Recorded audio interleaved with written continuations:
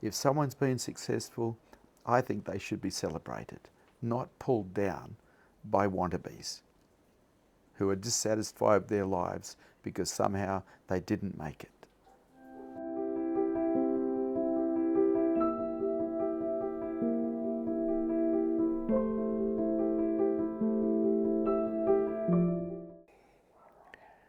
Welcome to satsang.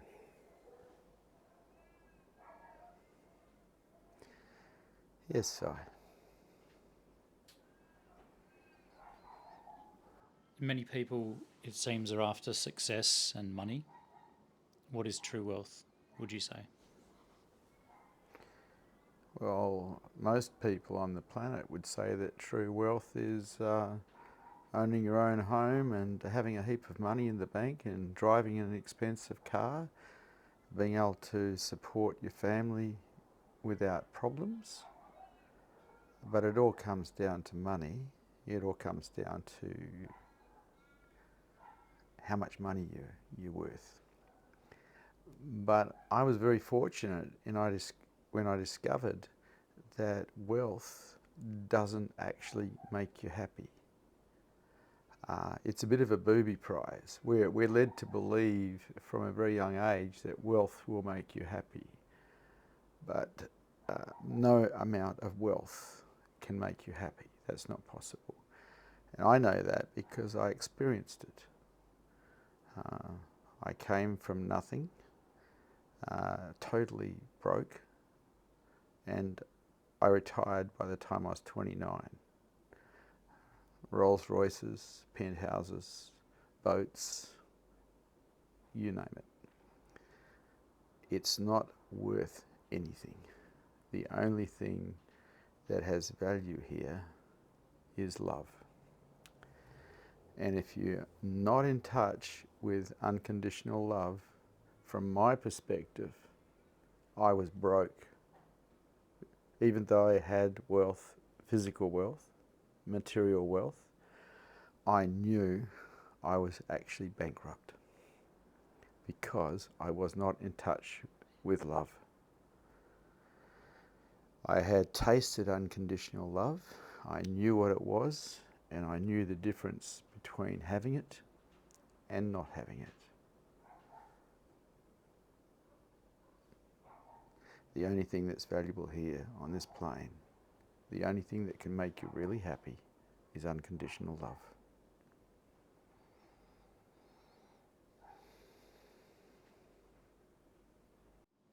If at all, how would you say karma and true wealth, as you say, unconditional love, are related to each other? Well, that would mean you'd need an understanding of karma. And my understanding of karma is really, really simple. Whatever you put into life, you get back. It's that simple. It's not complex. Whatever you put into life, you get back. And so if you're a giver, you'll accumulate good karma. If you're a taker, you won't. It is the givers that accumulate good karma. It is the takers that accrue negative karma. It's up to you. And so I've understood this, most of my adult life. Whatever you put in, you get back. And because I've understood karma so clearly, if negative things have happened to me, I just know I'm paying back karma. I don't turn myself into a victim of it, I just know I'm paying back a debt. And if positive things happen to me, well, I don't even think about it. It's just what is. But most people, when negative things happen to them, they go down the chute with it, turn themselves into victims of this, that and the other. No, it's just you're paying back a debt, that's all. And as a man, I was prepared to pay my debts. I've got a question from Steve on Facebook. He asks, any hints on dealing with the mind's addiction to conflict? Bullying seems to be a particularly sensitive trigger. Most stuff is just observed, but with thoughts of injustice, bullying, personal conflict, the I manifests immediately and wants to cling to that stuff like riding a bull. On the intellectual level, I know the PTSD amplifies this tendency, but in the moment it's nearly all-consuming. There is a spark of observational awareness that remains, but it is momentarily overwhelmed by the emotions accompanying these thoughts. Any advice would be appreciated. As long as you can't see that every pattern you see outside of yourself in other human beings is also in you, there is a problem. While we are pointing the finger and blaming other people for their behaviour and getting angry with them and not accepting them, we have not seen it inside ourselves yet and shown up with love and acceptance. Everybody has a bully inside them. Whether they've seen it or not, it's there. And when you find it and you can accept it fully and love it, then you do not have a problem with external bullies. But while you have not found your own internal bully, you are going to have problems with external bullies. You're probably not going to accept them. When we really examine ourselves, we find that everything that is outside of ourselves is also inside of ourselves. It's just the way it is. And so there's lots of people and lots of things outside of me that I don't particularly like, but I accept that's the way it is. And as a result of that acceptance, there's no resistance to life. There's no resistance to those people. And when we really look at what suffering is, it's not pain, it's resistance. If you can live a life that is not in resistance, you don't have to suffer. But that's up to you. It depends on you. We create our own reality by the way we think. And so people can do all sorts of nasty things to me, and they do. They lie to me, they betray me, they do all the human things, steal from me. But I don't contract because I accept that that's what is. Not that I will put up with it, but my action or my words comes as a response, not a reaction. Reaction usually comes from unconsciousness and lower consciousness. Response usually comes from higher consciousness. And it's up to you. You're responsible for your consciousness levels. You produce your life by the way that you think, and you're responsible for that. This game of higher consciousness requires maturity. Immature people simply can't play. If you're not taking full responsibility for yourself and your reactions, your maturity levels are low.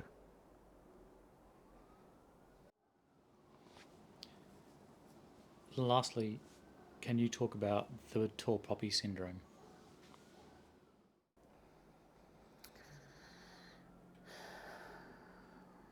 It's a funny subject to talk about. But I know a fair bit about it because I have suffered the consequences of it my whole life, from my teenage years. When people get successful in anything, there are going to be those who are envious of them. There are going to be those who actually measure themselves against them, and quite often that touches low self-worth. And so to make themselves feel better, they try to find holes or faults in the person they're looking at, so they can bring them down, so they can feel better about themselves. The tall poppy syndrome exists in sport, it exists in art, it exists in intellectual understandings, it exists in business, it exists in higher consciousness. If your consciousness levels go through the roof and you wake up, you'll find there'll be an awful lot of people who have known you who will try to pull you down. It's just what happens. There's a level of jealousy that starts to occur. They start to measure themselves against you and fail to see that something special has happened. I was reminded of this today. I was out at a restaurant called Catalino's in Vic Park having a salad and across the road from where I was sitting was a really beautiful looking light green Audi sports car, and I hadn't seen one like it before. It was just so lovely, and it was called Zucchini. It had a personal number plate called Zucchini. And so when I finished my meal, I noticed that the owner of it was getting in the car. I walked across the road and I said, "Hello, I really like the look of your car." And he started telling me the story, his life story, basically. I asked him, "Where are you from?" And he said, "Vietnam." "And what is your name?" And he said, "Phong." And I said, "Phong, how did you manage to get a beautiful car like this?" And he said, "I have a zucchini farm in Wanneroo, which is a suburb north of Perth, and I have a distribution business at Canning Vale Markets, which is in Canning Vale, which is south of Perth. And it has made me an absolute fortune." And he looked about 35 years old, I guess. And he told me he had come out from Vietnam in 1990 as a refugee with nothing, absolutely nothing. And he had gone into farming zucchinis somehow, probably with family. Anyway, then I asked him, I said, "How much did you pay for your car?" And he said, $350,000. My jaw dropped. Wow, what an expensive motor car. And I congratulated him on it. I said, "Man, you have done so well. Congratulations. I feel proud of you." And then he said to me, "You know, most people don't talk to me that way." And it reminded me of the tall poppy syndrome. He would have come out here with nothing 30 years ago, 35 years ago, probably as a child. And he has made himself into a very wealthy dude, because you can't drive a $350,000 car around without being successful. He told me it was only for the weekends, but he found himself driving it all the time. He couldn't help himself. It made me realise this poor fellow has probably suffered a fair bit of tall poppy syndrome in his life. And so when he has an old boy like myself coming up to him and congratulating him for being so successful, that would be a real rarity. Because most people would try to find something wrong with him so they could pull him down to their level. And this is what happens with the tall poppy syndrome, whether it's in business success or in spirituality or in art or in music. The tall poppy syndrome is across the board, but it is only expressed by immature people who are operating out of envy and jealousy.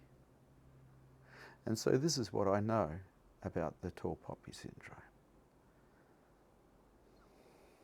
Thank you. Thank you. Are there any questions? Any statements? Or any challenges to anything that has been said here tonight? Parijata, hello. Hello, Vishrant. Nice to see you. Nice to see you, Parijata. Yeah. Um, Yesterday, I got real fantastic news, and I find myself now that I closed, and I wonder why I close with fantastic news instead of being open and take it in. I don't know. What was the fantastic news? Um, I have a chronic illness, or Ah, I had a chronic illness, and mm. after 10 years, I got the news that I have enough platelets in my blood, like everybody, like you, me, that I'm healed. Oh, great. Congratulations. But when good news comes, sometimes the fear of it not being so, or the fear of remission occurs as well. And fear is a great closer. People who serve fear close to protect themselves. But I wonder how to deal with being open Well, look at the fear.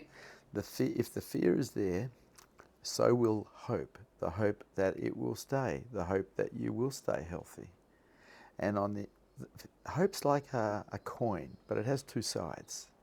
On the other side of hope is always fear. The hope you'll get something, and the fear you won't. Now, hope and fear are not real. They're projections to the future. If you can accept failure, then you're not going to have a problem. But while you're relying on hope, there will always be fear there. And while there's fear there, there will be closure.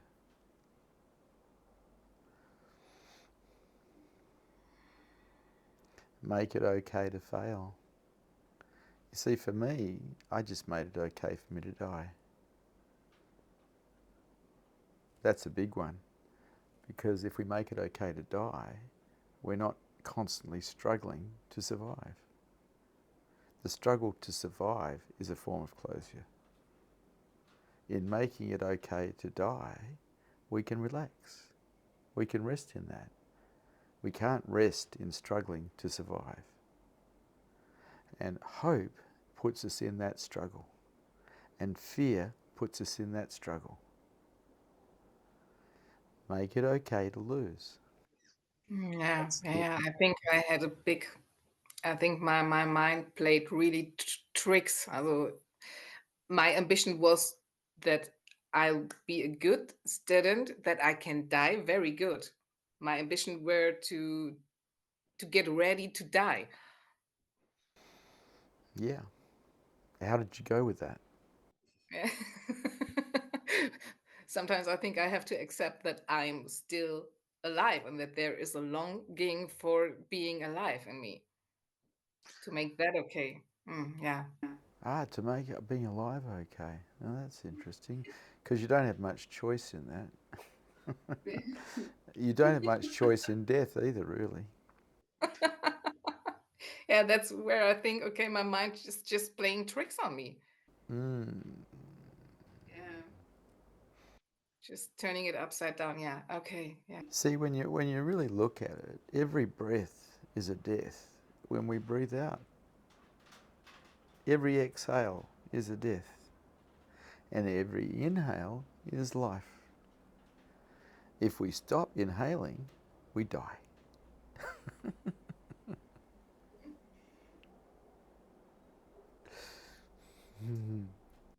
Yeah. Thank you.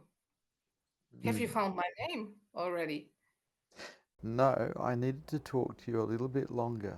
You have now given me a lot more information, and that's great. That is really good. Now I will be able to find your name easily, because I have a lot of information from you now about you. Okay? Yeah. Okay. Yeah. Okay. Yeah, yeah, yeah. Yeah. Yes. Yeah. My mantra. Okay. Thank you. Thank you. I am glad for your good news. Thank you. Hello, Kamal. And Hello. I'm on the quest of opening my heart more, and I Oh. noticed good news. I notice how my mind keeps telling me that I should involve myself in some activities which are not just survival jobs. But on the other hand, I notice that this state, when I'm open and full of energy of love, where I actually feel like doing something, is still quite rare in me. So my question is it better to concentrate on opening your heart and feeling actually love without doing anything, just by being? Or is it being involved in some activity like forcefully, even if you don't feel that much love yet, it still will help to open the heart? How expensive is a smile? How expensive is it to say hello to somebody? You see, we can be in service simply by going to a supermarket and smiling at people and saying hello. There's lots of ways to be in service. If you ever come to Australia and you come out with me, you'll notice I tend to say hello to everybody. And I smile at everybody, if I can. Because this is giving. We live in such a serious world where everyone walks around like they're so close to death, it's not funny.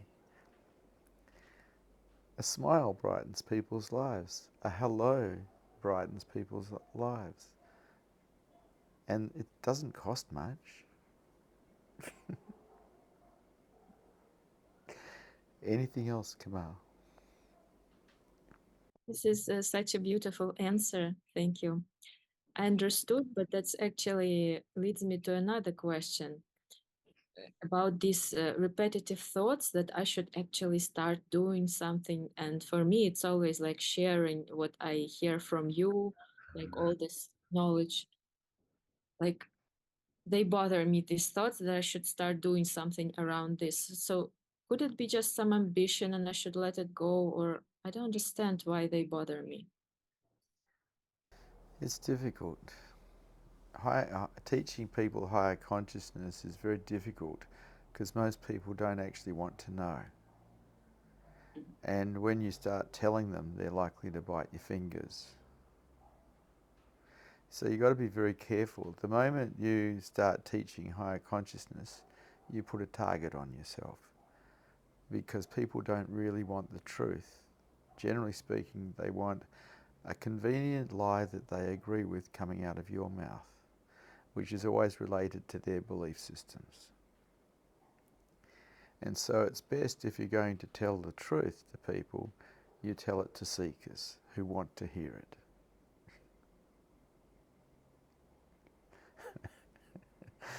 That doesn't stop you from smiling and saying hello to non-seekers. Anything else? That's it. Thank you very much, Ashan. Thank you, Kamal. Rajesh, hello. Hi, Vishrant. Hello. Regarding the tall poppy syndrome, what did you do when someone tried to pull you down? Well, that brings me to a very interesting point because that's actually what's been happening these last few days and weeks. One of my videos with 𝐬𝐞𝐥𝐟 has been pulled down. 𝐬𝐞𝐥𝐟 does a program called Buddha at the Gas Pump, and it was pulled down a few months ago. And it was an interview I did with him 15 years ago or something, 2008, something like that. And I couldn't understand why he'd pulled it down. So I had Tosh try and contact him through email. Of quite a few times, and he just simply wouldn't reply. And so we decided that we liked the particular interview, which was a great interview with 𝐸𝐸𝐿𝐴. And yeah, and we had a copy of it on our hard drive, and so we actually put it up again in our name, still using the 𝐸𝐸𝐿𝐴 banner Buddha at the gas pump.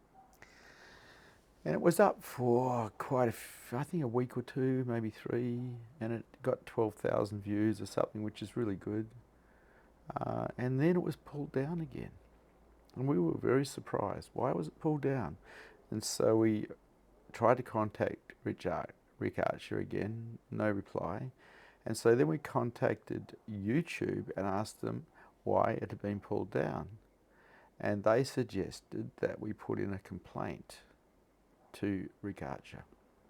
So we did.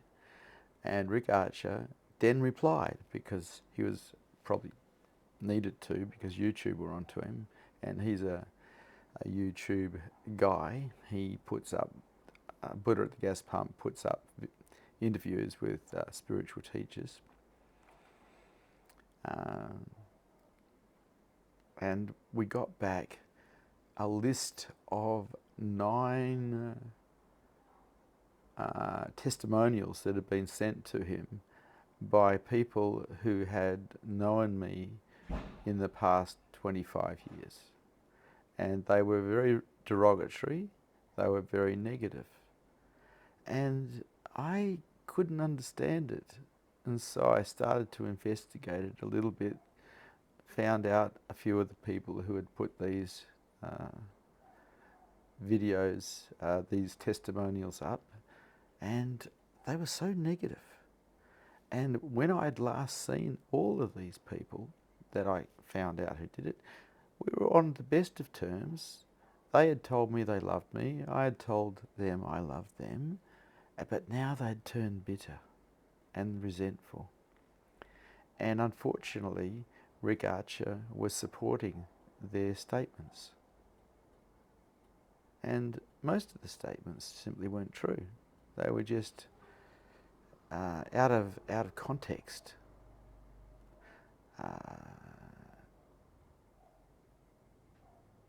From people who seemed to be quite bitter, quite resentful. And I suspect that it has something to do with the tall poppy syndrome, because most of them had known me for a long time, and I had woken up and stayed awake, and they had not. And so I had to have a look at this and see what can be done about this, because this sort of thing is actually damaging. To have videos taken down from YouTube that support truth and help people find truth, this is damaging. And so the investigation went on, and quite a few of the people that were involved wrote me extremely vitriolic messages, accusing me of all sorts of things that, from my perspective, didn't happen. I've been operating as a spiritual teacher for 25 years, but I'm a traditional teacher. Educating people doesn't help, like no amount of knowledge ever raised anyone's consciousness levels or healed a wound of the heart or even helped people find heart. What helps people is their ability to surrender unconditionally. And so when you set things in play, like Osho called them devices, where people get caught in the device and contract and go into resistance, it gives them an opportunity to have a look at what belief system has come into play that has caused that contraction and that resistance, which has taken them into lower consciousness and suffering. And this is a form of chaos. And my master, Osho, was the master of chaos. And he created an environment where he just created so much chaos. One day he'd be saying one thing, the next day he'd be contradicting himself. What a load of chaos that created. And so in digging to see why this was all happening, I discovered that 𝐬𝐞𝐥𝐟 did not like Osho, my master Bhagwan Sri Rajneesh. As a matter of fact, he was distributing videos that were knocking Osho. I saw 5 that he distributed. One of them was some woman claiming that she'd been raped 35 years ago, 45 years ago. And kind of, I doubt very much whether that happened. I mean, he's been out of this world because he died 35 years ago. And you've got people coming through with this stuff that has no witnesses, and it hasn't been talked about for 35 years, and suddenly it comes out. It's like, what a load of rubbish. It's just so out of character for him. But this guy, 𝐬𝐞𝐥𝐟, is distributing this stuff to seekers because he had some negative experience with his guru, Maharishi, and got burnt somehow. I don't know how. He was a meditation teacher for a long time. Anyway, it's like he is bitter and resentful towards his teacher, and so now he's trying to pull down other spiritual teachers with hearsay, gossip, no facts, just gossip, just hearsay. This to me reeks of tall poppy syndrome. And I've seen this my whole adult life. It comes with bitterness and resentment. What's the point in trying to pull down people who are trying to light the planet? What's the point in bringing down the enlightened ones unless you have something inside of you that's not sitting right? And unfortunately, Osho's not here to defend himself because he died in 1990, he left his body. But I'm his disciple, and he was my master, so I'm here to defend him. I do not for a second believe that he was a rapist, and I feel disgusted that someone is actually suggesting that and handing out videos that suggest that, who claims to be in charge of some organisation that is supervising spiritual aspirants, spiritual teachers, ASI or something like that. It's like this guy, who has no qualifications whatsoever, is trying to pull down a spiritual master with hearsay. How ugly is that? The group that decided to send him negative messages about me,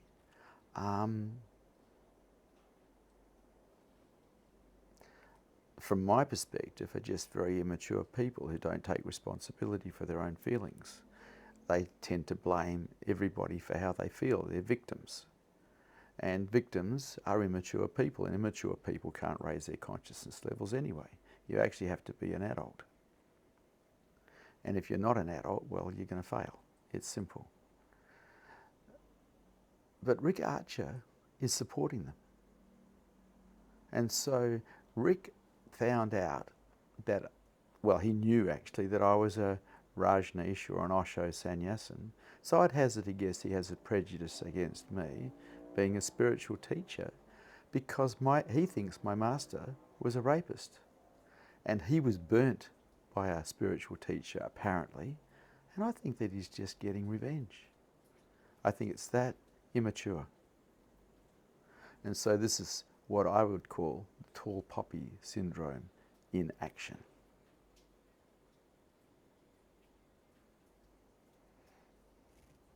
Anything else, Rajesh?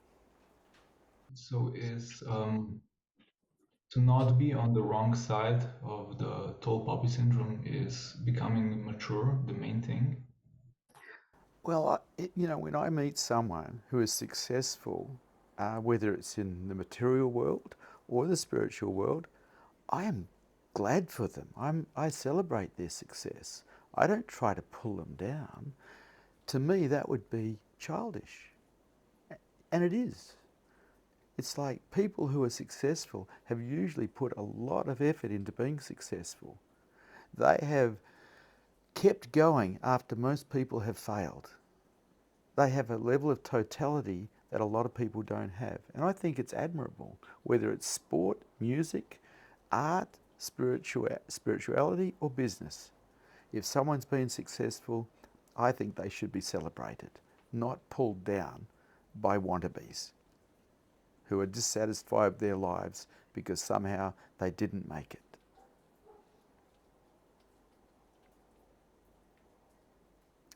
Anything else, Rajesh? That's all. Thank you. Lovely to talk to you, Rajesh.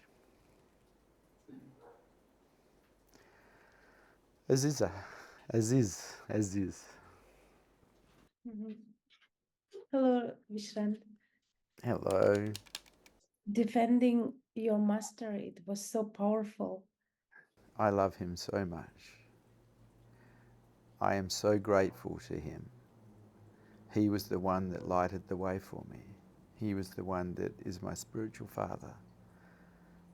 He was the one that germinated the seed of higher consciousness in me. How can you ever pay someone back for that?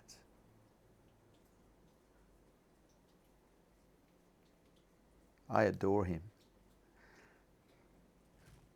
Anything else? I have a question which I wrote. It's regarding the belief system. Is undoing a belief system is better be supported by action, or letting go of the thought is enough? No, the belief system has to be undone, and belief systems are undone by introducing doubt into them.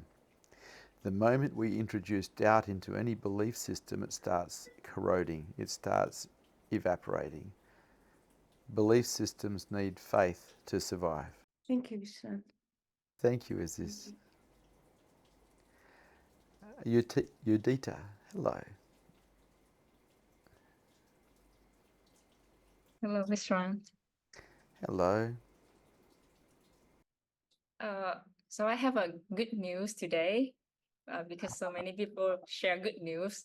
So thank you, Vishrant. I found my heart today. Oh, gosh, had you been missing it for a long time? Many long times, actually. I first found unconditional love in a most unusual place you'd ever think. I was actually in the water 60 miles off the coast of West Australia in a boat that had sunk, and I was being circled by sharks, and I was there with my girlfriend who I'd taken out there, and it was my responsibility if she was out there, and we'd been in the water for 18 hours, so we had hypothermia. And I looked across at her, because we both had life jackets on. I looked across at her and I felt such regret that I'd actually taken her out there and she was going to die, because I didn't think either of us were going to survive. And in that moment of deep regret, something opened up and I felt this amazing unconditional love, and it was everywhere. And this was my first real taste of the most valuable thing on this planet, unconditional love. But it took an event like that for me to find it. Within I think it was 10 months of that, I walked into my companies and gave my companies to my staff as a gift because I realized that my business mind and my way of being in business was actually in the way of my heart.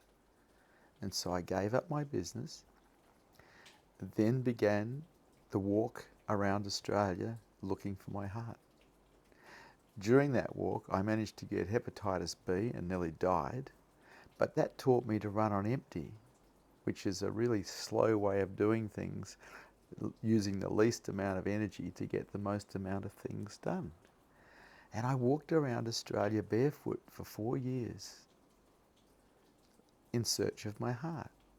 And during that period, I became humble. I became a nobody going nowhere. And I started finding my heart in that openness of being a nobody going nowhere. It was so beautiful. When I started finding my heart, I realized I wanted to be in service to something besides myself. And it turned out to be humans. So I went back to school and trained as a naturopath and as a psychotherapist so I could have some tools to help people with and be in service. This is my story of the way of the heart. Yeah, I worked. I think like I relate with your story a lot because I gave up my career like almost 9-10 years ago, and I was have a really good career in business and politics, and then suddenly it happened when I was in India, and then I dropped everything and I traveled across Asia without money, and I live up so well up until now just based on the generosity of people that I met. And yeah, just like you say, learn to become so humble again, and then today suddenly I found my heart, and for the first time, uh, yeah, uh, maybe very long time, maybe around 10 years, I for the first time ever I can walk into a market. Asian market is unlike supermarket. In Asian market, you have many small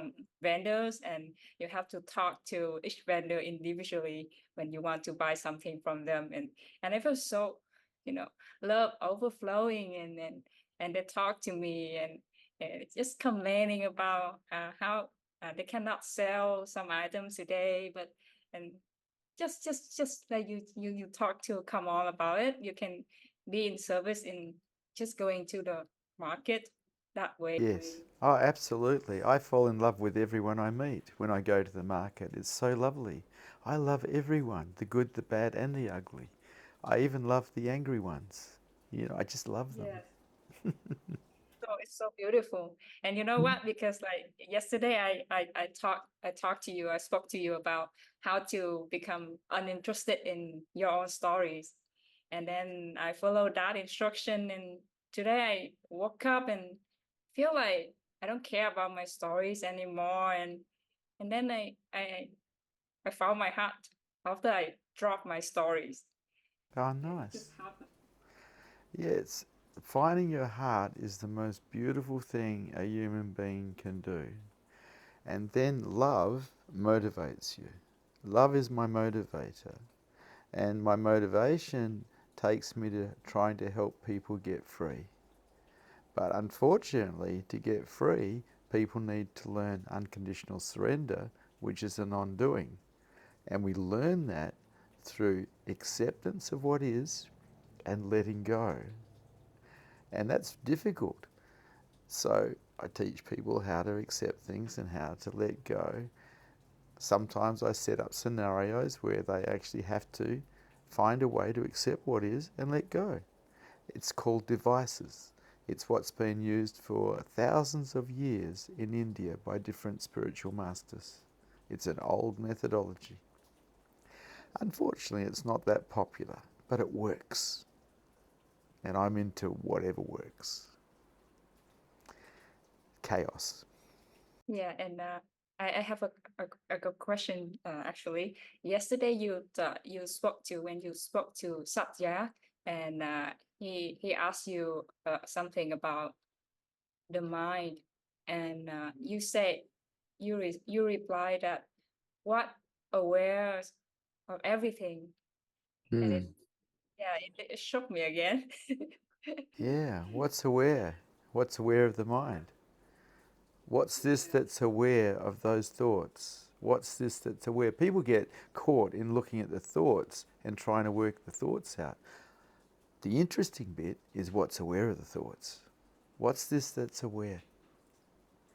This is self-inquiry.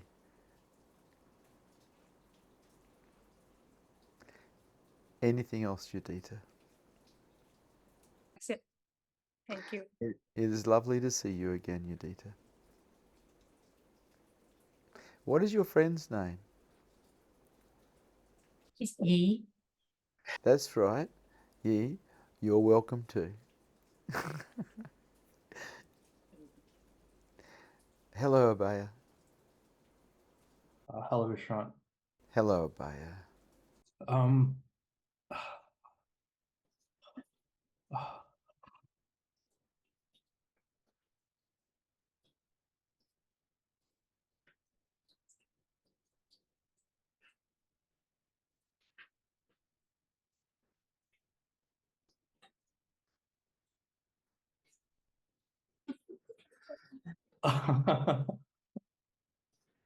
Is there anything you'd like to talk about, Abaya? yeah, how do you stay like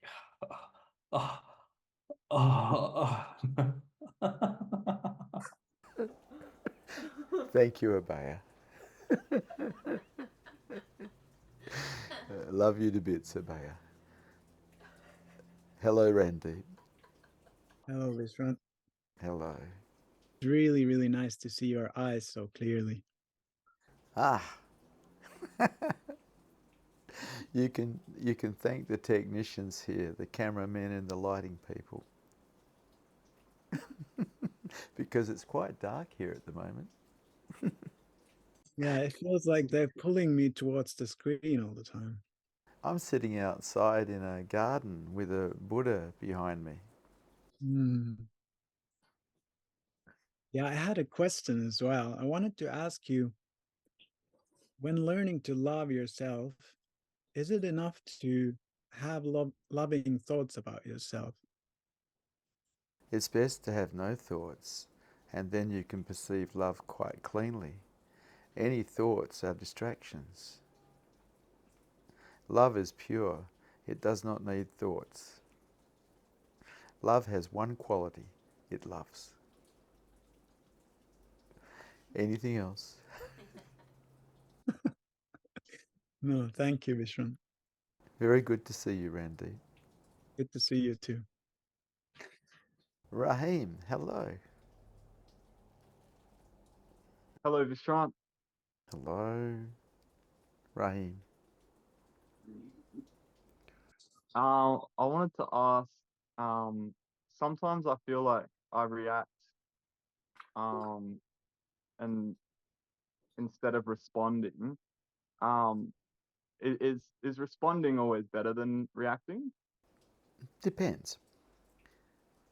When I trained in martial arts, it was all reaction. There was no thought involved. Someone threw a blow, there was instant defense. It was without thought. It was a reaction. But someone attacks you verbally, insults you, says something insulting or derogatory. Quite often people react out of lower consciousness. But there's no need to. You can respond. But to respond, you have to be in higher consciousness. You can't be in lower consciousness, because in lower consciousness you're going to react. And so higher consciousness allows you to respond to life rather than react to life. If it felt like I was gonna react in a moment where someone triggered me, would it be better to clear before I respond? This has to happen in the moment, mate. You can't do it later. It has to happen in the moment. Are you conscious enough to see what's going on, have detachment from it and respond, or are you just going to react to the touch? And that's related to your consciousness levels. How conscious are you? And so raising consciousness levels is probably one of the most important things a human being can do on this planet, because in raised consciousness levels we start to find heart, we start to find beingness, we start to stop suffering. In lower consciousness we don't see a great deal of heart because we're too closed, too defended, and we suffer a great deal. Higher consciousness rocks, a lower consciousness sucks. And it's up to you, whatever you support. I've been into higher consciousness since I've been 19 years old. And I've done everything to facilitate it. Anything else, Rahim? I guess it's more of a statement. I think I have, but when I first came to you, one of the things I talked about was that I grew up around violence. Ooh, so did I. I grew up in a very violent background. My background is as rough as guts. One thing I used when I back then I feel like I was more of a victim, and the teaching on victim orientated thinking. You're losing your mind. Oh, I just wanted.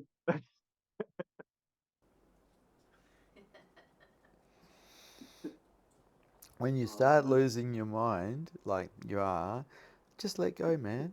Let it take you. Just let go. Let the Buddha field take you. It's beautiful.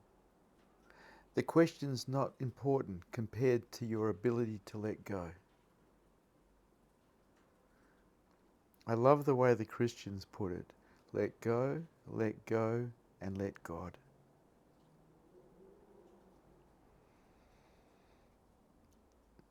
I found beingness by letting go, not by getting it right, not by being in my mind with the right answers, but by letting go. Anything else, Rahim? There's a Buddha in the seat as well. Oh, you're saying there's a Buddha in the seat. There's one behind and there's one here. The sense here is that there's nobody here, that there's just talking but nobody talking.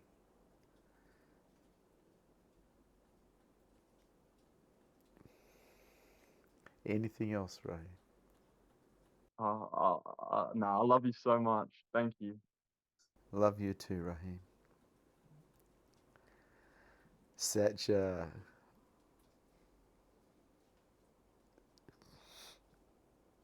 Hello, Vishrant. Hello. Nice to see you. Nice to see you too, Satcha. Like, I don't know the definition of tall puppy syndrome, but it touched a deep sadness in me, like all the talking about it. Well, you've been successful in your life. You must have experienced it. Yes, I did. Mm. Yeah, like, what does it mean, tall puppy syndrome? It means that you have been successful and there are others who have been so successful are jealous of you and they actually try to pull you down. They try to belittle you in some way, make you less than, to make themselves feel better. Yeah, but I can see how that is also in me. Oh, really? Yeah. Nah, look, if you meet someone who's been successful, congratulate them.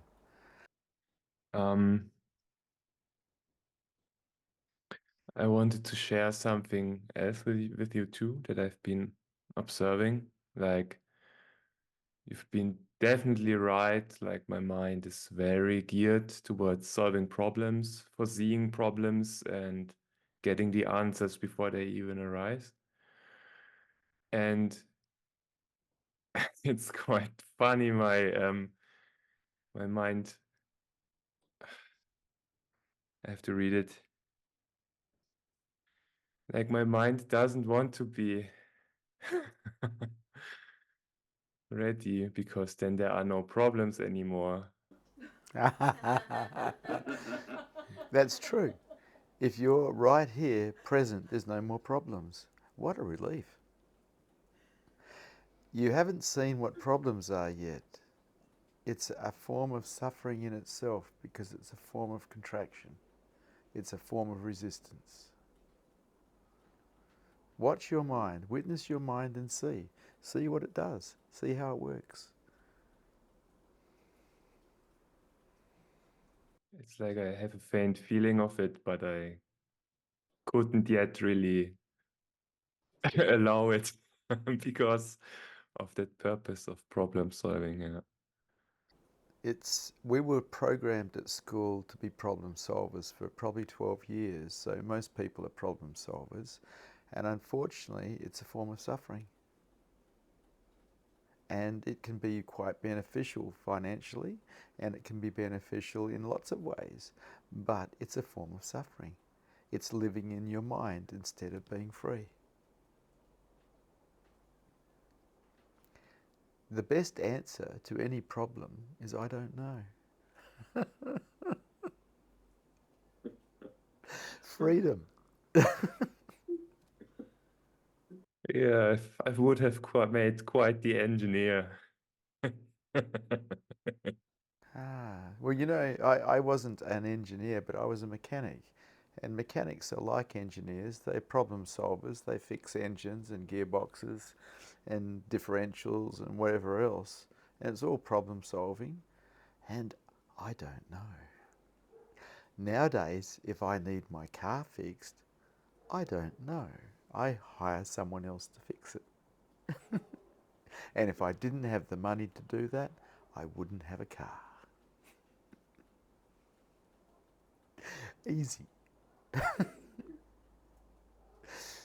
Anything else, Satya? No, that's it. Thank you. It's great to see the destruction that's happening. Yeah, I love it. The great undoing that I am witnessing. Wonderful stuff. Quite the thing. Thank you for your help. It's my pleasure. It's what I do. Because it's an undoing process. It's not a building up process of becoming bigger, better, and more powerful. It's an undoing process. We've all been programmed badly, all of us. Yeah. Fortunately, you only have to take away the programs that are in the way of heart and the ones that are in the way of waking up. You don't have to take everything away. But if you got into my mind, you would see that it looks like Dresden after the Second World War. It's all bombed out. I operate in the ruins. Anything else, Satya? I love you, man. I love you too, man. Hello, Susha. Hi, Vishrant. Hello. Question is irrelevant in the moment, but it's about going from no mind to receiving love. There is no mind, but there's not always perception of love.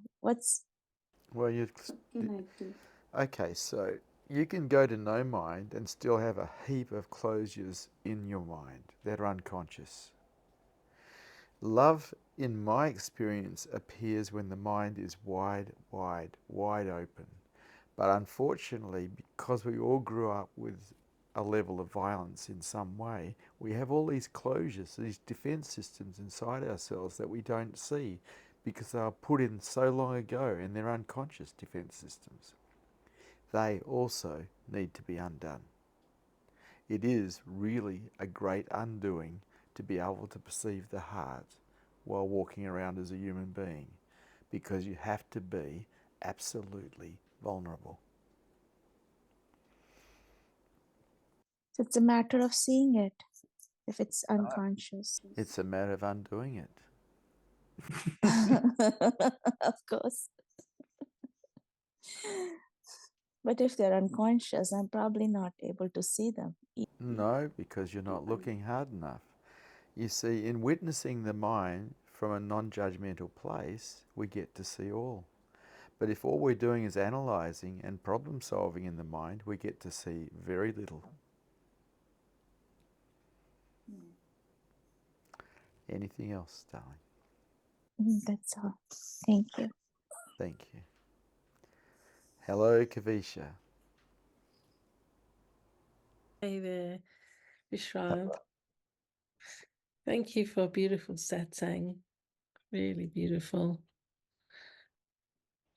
You are so welcome. I was thinking the other day, I've known you for about 41 years. Yes. We have grown old together. Yeah. Yeah, amazing, huh? Amazing. Yeah. I remember my first opinions of you. You were Italian and you had this dark hair and you had a brother who was Italian. You guys used to be musicians. And I thought you were kind of different and fantastic. Oh, that's funny. That's yeah. Well, we're still Italian and we're still musicians. Oh, not much has changed. Yeah. Yeah. A lot of love is coming, and just in everyday quiet moments, Yes. not in the high moments, you know. Yeah. I just feel more in the quietness. Is just beautiful. You know, I think we perceive it most when we're relaxed. When we're fully relaxed, that's when we perceive it. So you say in the quiet moments, if you look, you're probably very relaxed in those moments. Mm. Mm. You know, Bhagwan 𝐬𝐿-𝐲𝐪 Osho used to say it's all about having a relaxed mind. I was going to ask you, actually. That's what I wanted to ask you, because you were called Vishrant by him, and what was your journey to relaxation, to really relax, because you were so full on, and then how could you unpack that to, you know? I had to destroy Vishrant because Vishrant was in the way. As everybody's ego is in the way of higher consciousness and enlightenment and heart. Because we're all programmed in the wrong way. We're not programmed for freedom. We're not programmed for happiness. And we're not programmed for love. So Vishrant had to destroy Vishrant. Annihilation is another word for nirvana. Thank you.